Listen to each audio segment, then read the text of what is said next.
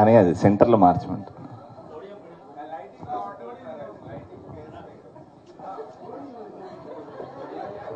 ఎవరికి చెప్తున్నారు సార్ మీరు లైటింగ్ గురించి? ఎవరితో మాట్లాడుతున్నారు? ఇక్కడుందా? నాకు ఇతంతో భయంగా ఉంది.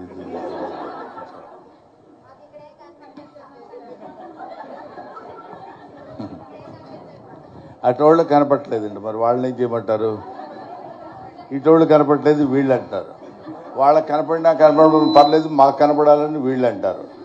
వెనకాల పాపం వాళ్ళు నా హైట్ ఉన్న బ్యాచ్కి అసలు కనపట్టలేదు. ఏంటి పరిస్థితి ఆలోచించండి. ఇక్కడ కనపడాల్సిన అవసరం లేదు, వినపడితే చాలు కదా.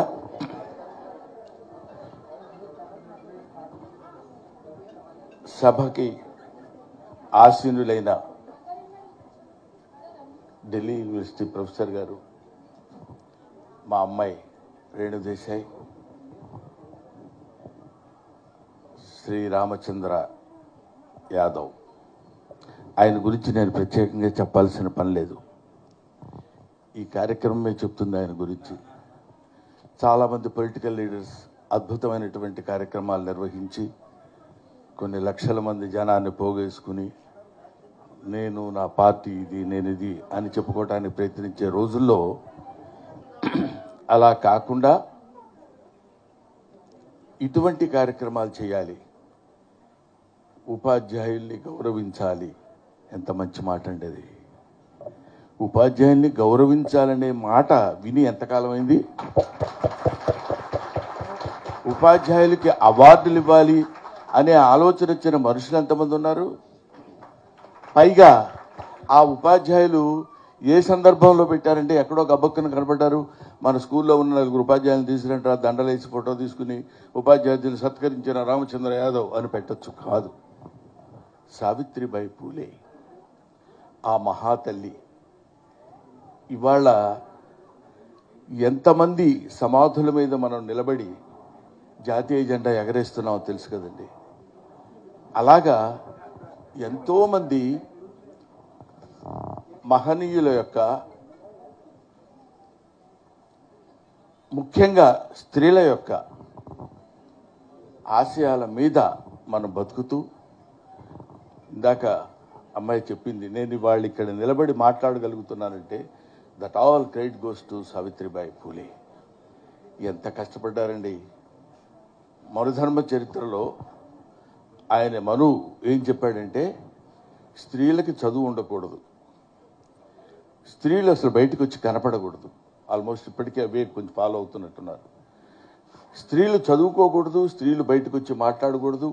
అందుకనే ఇప్పటికీ మనకి కొన్ని బాగా మారుమూల పల్లెటూళ్ళలోకి వెళ్ళినప్పుడు ఎవరైనా ఇంట్లోకి వచ్చి మాట్లాడితే గబుగ్గురు గుమ్మం పక్కకి వెళ్ళి వారు లేరండి ఇంట్లో అని చెప్తారు. అది సంప్రదాయం అని.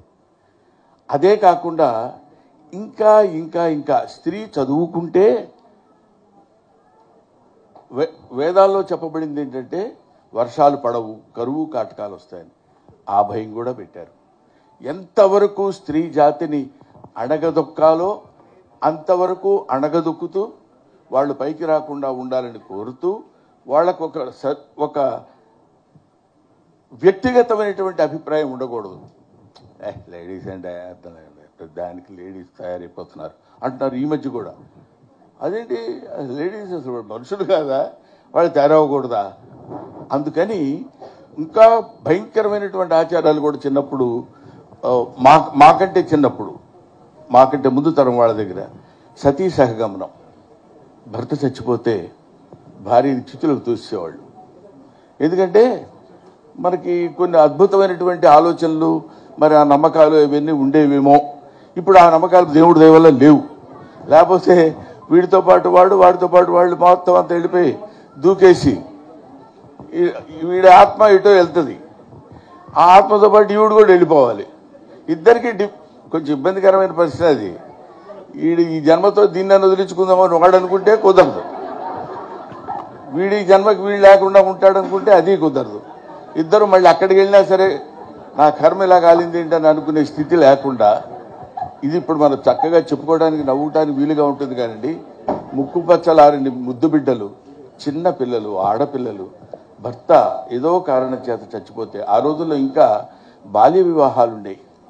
చిన్నపిల్లల్ని తీసుకెళ్ళి పెద్దవాళ్ళకి ఇచ్చి వివాహం చేయడం, అది ఎంత దుర్మార్గం ఒకసారి ఆలోచించండి. అందుకే కన్యాశుల్కంలో గురజాడ అప్పారావు చెప్తాడు,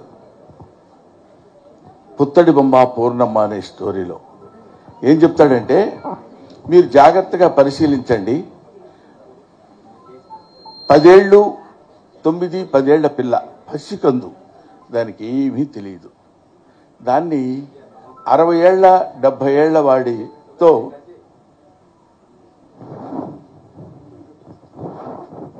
60 ఏళ్ళు 70 ఏళ్ళు ఉన్న వాడికి ఇచ్చి వివాహం చేస్తారు. వివాహం చేస్తే ఆ వివాహం చేసిన వాడికి అంతకుముందే భార్యలు ఉన్నారు. ఆ భార్య చచ్చిపోయింది. భార్య లేకుండా వీడు చచ్చిపోతే వీడికి స్వర్గప్రాప్తి ఉండదు. కాబట్టి భార్య కావాలి. భార్య కావాలి కాబట్టి ఒక అమ్మాయిని తీసుకొచ్చి ఇతనికి ఇచ్చి వివాహం చేయాలి. ఆ అమ్మాయిలు చిన్న పిల్లలు, బాల్య వివాహాలు.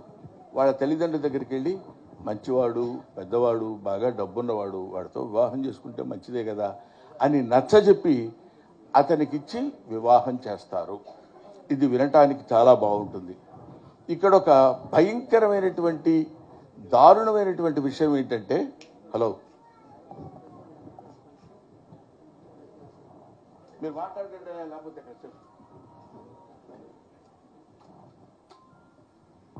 ఇక్కడ చాలా అర్థం చేసుకోవాల్సి, హృదయ విదారకమైన విషయం చెప్తున్నప్పుడు ఫోటోలు ఎప్పుడైనా తీసుకోవచ్చు.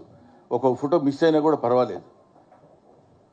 70 ఏళ్ల వయోవృద్ధుడు గదిలో ఉన్నప్పుడు 9 ఏళ్ల ఆడపిల్లని అలంకరించి, దానికి శృంగారం తెలియదు, ముద్దు ముచ్చట తెలియదు, ఏమీ తెలియదు, అలంకరించి పూలు పెట్టి చీర కట్టి పాల గ్లాస్ చేతిలో ఇచ్చి ఆ గదిలోకి తోస్తారు వీళ్ళు. అది అక్కడికి వెళ్తుంది. ఏం మాట్లాడాలో తెలియదు, ఆయనతో ఏమి బిహేవ్ చేయాలో తెలియదు, ఎలా ప్రవర్తించాలో తెలియదు. ఆ దిక్కుమాల వాడి దగ్గరికి వెళ్ళి ఈవిడ అక్కడ నిలబడితే వాడు ఏ రకమైనటువంటి ఆలోచన విధానంలో ఉంటాడో ఊహించండి. అమ్మల కన్నా అమ్మల్లారా విన్నారమ్మా ఈ కథని అంటాడు గురదాడ.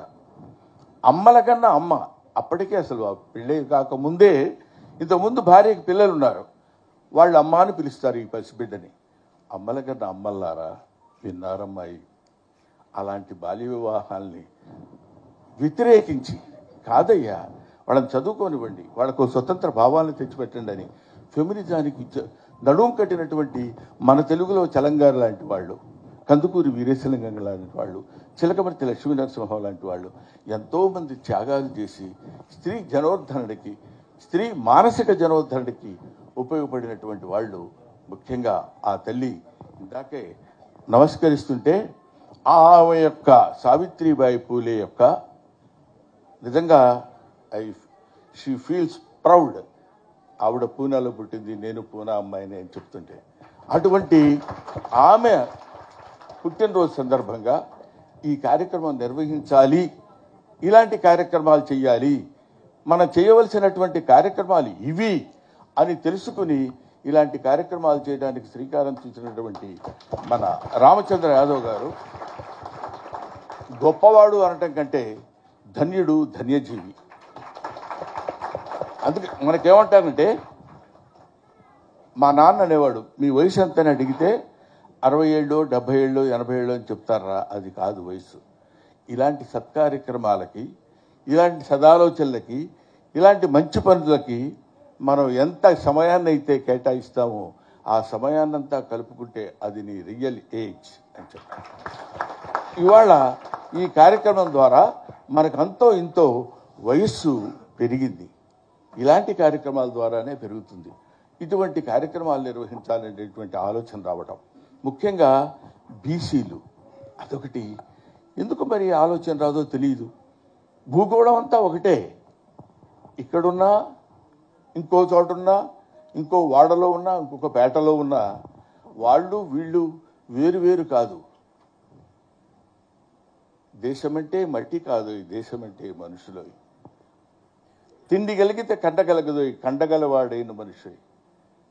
మంచి అన్నది మాల అయితే మాల నేను అవుతానన్నాడు గురజాడ అప్పారావు గారు. ఆయన ఎందుకు చెప్పాడంటే మనం ఇక్కడ నిలబడ్డాం నువ్వే దగ్గర అనే రోజులు ముట్టుకోకూడదు, స్పృశించకూడదు, ఒక మనిషిని ఇంకొక మనిషి ముట్టుకోకూడదు. జంతువులకు కూడా లేదు ఆ అభిప్రాయం. చక్కగా కలిసిమెలిసి ఉంటాయి.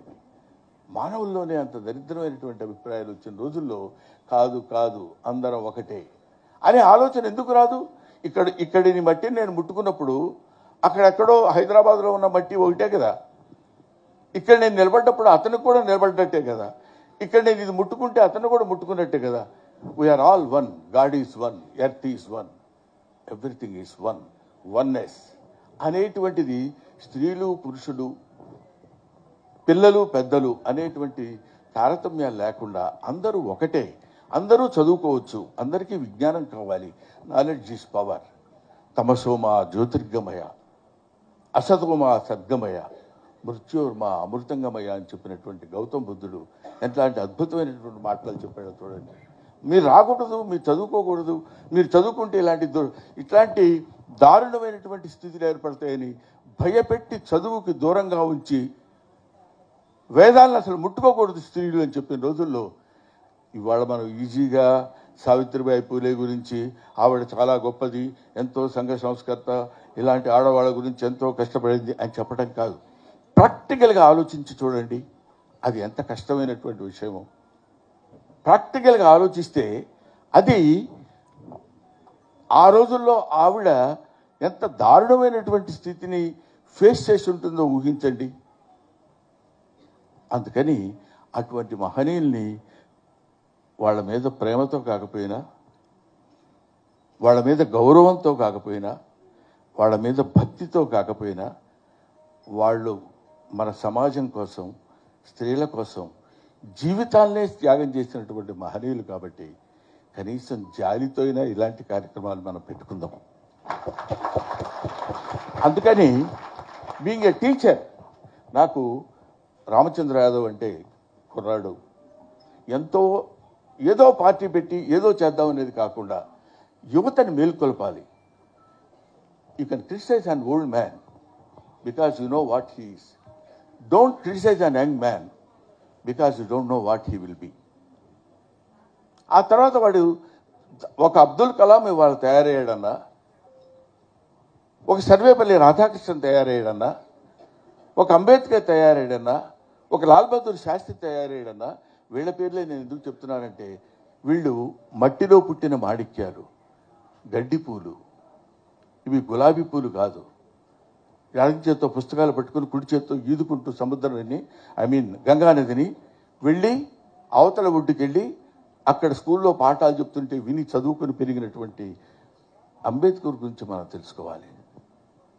ఎంతమంది నడుం కట్టి ఇదిగో మాకు ఈ చదువు కావాలి, ఈ చదువు కావాలని చదువు కోసం పిచ్చిగా తాపత్రయపడి చదువుకుని పైకొచ్చి ఇవాళ ఇంటి ముందు పేపర్ కట్టలు వేసి పాల ప్యాకెట్లు వేసినటువంటి అబ్దుల్ కలాం చచ్చిపోయే నాటికి తన నెల జీతం 4,000 చిల్లర ఉన్నటువంటి లాల్ బహదూర్ శాస్త్రి ప్రధానమంత్రిగా చేసినటువంటి వ్యక్తి. ఇలాంటి నిజాయితీ పరులు ఈ భారతదేశంలో పుట్టి పెరిగి ఎంతో సంఘ సేవలు, ఎంతో రకమైనటువంటి ఈ హ్యూమన్ కమ్యూనిటీ బాగుండాలని కోరుకునేటువంటి వాళ్ళు ఉన్నారు అని మనకి తెలియపరచడం కోసం అలాంటి సావిత్రిబాయి పూలే లాంటి మహాతల్లి పుట్టింది ఈ గడ్డ మీద. ఇక్కడ మనకి రాజమండ్రి పరిసర ప్రాంతాల్లో మనం చెప్పుకోవాలనుకుంటే డొక్కా సీతమ్మ లాంటి వాళ్ళు. ఆకలి గురించి తెలియడం వేరు. అబ్బా చాలా ఆకలిగా ఉందండి, పాపం సమయానికి ఇంత ముద్ద పెట్టాడు, కడుపు నిండిపోయింది అని అనుకోవడం వేరు. ఒకళ్ళకే ఇద్దరికే, అసలు ఒకళ్ళకి పెట్టడం ఏంటండి, అది ఎంత దారుణమైనటువంటి విషయం. ఒకళ్ళకి పెట్టడం అనేటువంటిది ఎంత క్లిష్టతరమైన విషయం. మనకు కాదనుకో ఇంకొకటి పెట్టాలనుకోవడం. అందరూ అలా కూర్చుని బేద బిక్కి ఆకలితో అందరూ అన్నం తిని వెళ్ళిపోతుంటే ఆ మొహాల్లో కనపడేటువంటి సంతృప్తి పొందినటువంటి ధన్యజీవులు ఎంతోమంది ఉన్నారు. అందులో అందరూ ఇవాళ చదువుకుని టీచర్స్. కొన్నాళ్ళకి టీచర్ అంటే ఉపాధ్యాయుడు అనేటువంటి అర్థం పోయి ఉపాధ్యాయుని అనే అర్థానికి తెచ్చినటువంటి. కాబట్టి ఇటువంటి వాళ్ళని బీసీల్లో కానీ ఎస్సీలు ఇవన్నీ మనం వర్గీకరించుకుని దాన్ని మళ్ళీ మనం పొలిటికల్గా వాడుకుంటూ ఎంతవరకు మనం ఉపయోగపడతాయనే దానికంటే వీఆర్ ఆల్ వన్నెస్. మనందరం ఒకటే, అందరూ ఆడ మగ తేడా లేదు. దీనిలో కూడా ఇంగ్లీష్ వేరు, తెలుగు వేరు, హిందీ వేరు, తమిళ్ వేరు, మలయాళం వేరు, ఇలాగా లేకపోతే రష్యన్ వేరు. సరస్వతీదేవిని ఇన్ని రకాలుగా ముక్కలు చేయక్కర్లా, ఆవిడ ఒక్కతే. ఆవిడ యొక్క బిడ్డలే వీళ్ళందరూ. ఎవరు ఏ దేశంలో ఏం చెప్పినా, ఏ భాషలో చెప్పినా, ఎక్కడ చెప్పినా ఆ భాష, ఈ language has got its own value, its own respect. You give respect to other language, they give respect to other language. Mutual understanding, mutual approach is something better to the progress of our country, because India is not one country. India is the combination of 29 countries, 29 states. ఎవరెవరు ఏమేమి మాట్లాడతారో, ఏమేమి మెడ్రాస్ వెళ్తే వాళ్ళ ఆచార వ్యవహారాలు వేరుగా ఉంటాయి, కన్నడ ఆచార వ్యవహారాలు వేరుగా ఉంటాయి, కేరళ వాళ్ళు వేరుగా ఉంటారు. మన సౌత్ ఇండియాలోనే ఇన్ని ఆచార వ్యవహారాలు ఉన్నాయి. వీళ్ళందరూ ఎవరికి వాళ్ళు మేము వేరు అనుకున్నప్పుడు కాదు, మనం ఒకటే అని అనుకోగలిగినప్పుడు ఈ దాన్ని ఏమంటారు, ఒక అద్భుతమైనటువంటి విజయాన్ని మనం సాధించగలం. ఇలాంటి దారులు మనకి ఏర్పరిచినటువంటి మహనీయుల్ని మర్చిపోకుండా గుర్తు చేయటానికి ఇలాంటి కార్యక్రమాలు నిర్వహించాలి అనేటువంటి ఆలోచన. తనకి డబ్బు ఉంది, పరమేశ్వరుడు ధనాన్ని ఇచ్చినప్పుడు దాన్ని సరైనటువంటి మార్గంలో ఉపయోగించుకోవాలనే ఆలోచన కూడా రావటం అతి తక్కువ మంది మాత్రమే వస్తుంది. అందులో నా మిత్రుడు రామచంద్ర యాదవ్కి ఇలాంటి ఆలోచనలు కలగటం. ఆయన మాట్లాడుతున్నప్పుడు కూడా పెద్ద పొలిటికల్ లీడర్ లాగా పొలిటికల్ స్పీచ్ ఉండదు. When time occurs he will show what he is. అక్కడ he will be son to his mother, he will be father to his kids, and will be friend to friend. He will be enemy to enemy. Okay? కాబట్టి ఇటువంటి కార్యక్రమాలు నిర్వహిస్తున్న రామచంద్ర యాదవ్ గారు ఇంకా ఇంకా ఇంకా ఎన్నో మంచి కార్యక్రమాలు నిర్వహించి మనమని మిమ్మల్ని ఎందుకు అంటున్నానంటే, ఇంతకుముందు నేను కూడా టీచర్నే కాబట్టి మన కమ్యూనిటీ వాళ్ళు ఎంతో ఇంతకుముందు మాస్టర్ వీధిలో వస్తున్నారంటే ఆడ మగ అనేది లేకుండా దడ అందరు లోపలికి వెళ్ళిపోయి తలుపులు వేసుకునేవాళ్ళు. భయం మాస్టర్ అంటే. ఇప్పుడు మాస్టర్ ఎవరంటే కొంచెం చాదస్తంగా ఉండొచ్చేమో, కానీ ఎవరైనా మాస్టర్ ఇలా కొట్టారంటే ఇమీడియట్గా పోలీస్ స్టేషన్కి వెళ్తున్నారు. అది ఈ మధ్య నేను చూస్తున్నా. అది చూడండి, ఇదిగోండి, ఇది క్లోజ్ షాట్ చూపిస్తారు వీళ్ళు. ఇక్కడ ఉంది చూడండి మరకాలు. అందువల్ల అది వై హీ ఈస్ బీటింగ్, ఎందుకు కొడుతున్నాడు అంటానికి మీకు ఒక చిన్న జోక్ ఒకటి చెప్పేసి, జోవియల్గా ఉంటుంది. There is message in that. అందుకని చెప్తున్నాను ఒకటి. మేము చిన్నప్పుడు మా మాస్టర్ని గొడవ చేసేవాళ్ళం. మాస్టర్ని గొడవ చేయనివాడు ఎవడు ఉంటాడు? అది గమ్మత్తేంటి తెలుసా? రాజు మాస్టర్ వచ్చి క్లాస్లో కూర్చునేటప్పుడు